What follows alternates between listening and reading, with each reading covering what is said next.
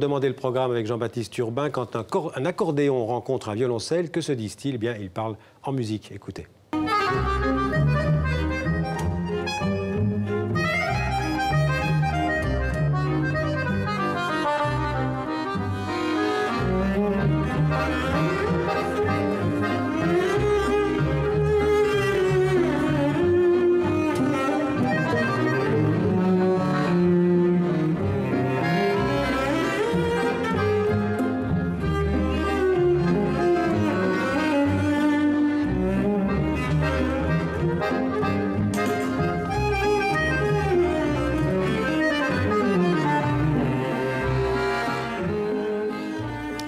Accordéon, violoncelle, on le voit, et puis on aura peut-être connu à l'accordéon justement Richard Galliano. Oui, c'est sans doute le plus célèbre des accordéonistes vivants, en tout cas avec Yvette Horner, sauf qu'Yvette Horner ne joue pas du Vivaldi ou du Bach avec son accordéon, ce qui est le cas de Richard Galliano, du jazz aussi et du tango. Ici, il s'agit de sa musique, c'est une œuvre qui s'appelle Contraste, elle sera créée demain soir à Paris au Théâtre du Châtelet avec l'orchestre qu'on vient de voir, l'orchestre royal de chambre de Wallonie et un violoncelliste qui s'appelle Henri de Marquette, violoncelliste classique.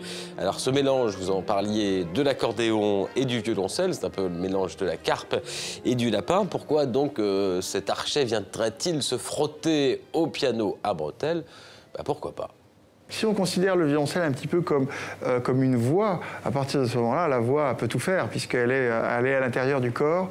Et donc il y a cet esprit-là. Et puis, pour moi, c'est pas un événement, si vous voulez, que de faire du tango. C'est pas plus différent. C'est une question de style. C'est-à-dire que, eh bien, pour chaque musique qu'on joue, il faut avoir le style. Et pour avoir le, pourquoi pas, avoir le style de la musique de tango.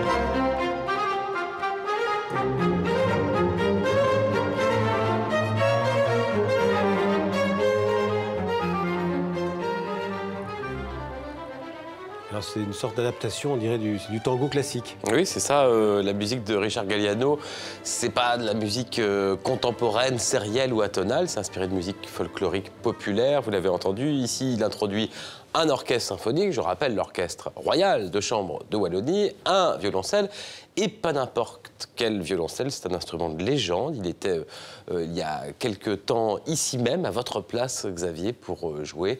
Présentation de ce violoncelle pour 64 minutes avec son papa, le violoncelliste Henri de Marquette. C'est un jeune homme, mais un jeune homme de 1725.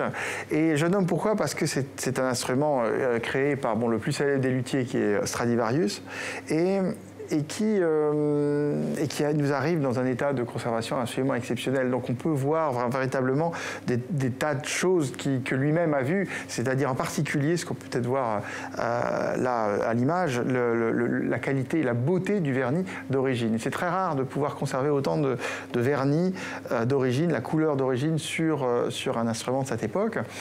Donc je réalise un rêve en fait.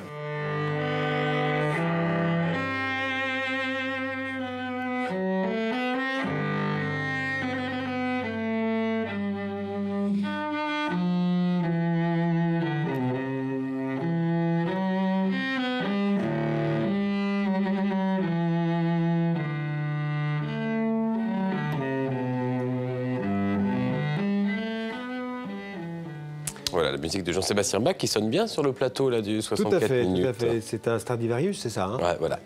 Alors, les prix du cinéma européen, c'était hier soir à Riga, en Lettonie. Oui, Riga, capitale européenne de la culture pour quelques jours encore, 2014. Le grand gagnant de cette soirée, c'est Ida, film polonais signé Paweł Pawlikowski, meilleur film, réalisateur et meilleur scénario. Vous l'avez vu, Xavier. Très beau film. Très beau film en noir et blanc qui raconte l'histoire de deux femmes dans les années 60 dans la Pologne communiste et qui se souviennent de l'Holocauste. Deux Françaises ont également été distinguées distinguée dans ces prix européens du cinéma. Marion Cotillard pour son rôle dans le dernier film des Frères Dardenne, 2 jours et 1 nuit. Et Agnès Varda, la grand-mère de la Nouvelle Vague, pour toute son œuvre. Alors, on passe à un autre palmarès, celui du festival du film de Marrakech. On a parlé sur TV5 Monde, palmarès annoncé par la présidente, Madame Huppert, Isabelle Huppert.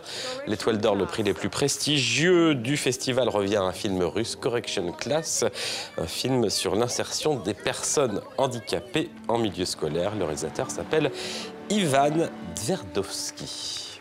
Le prix du jury, on en parlera. Le prix du jury, c'est un Suisse. Il s'appelle Simon Jacquemet et le film s'appelle Schrig.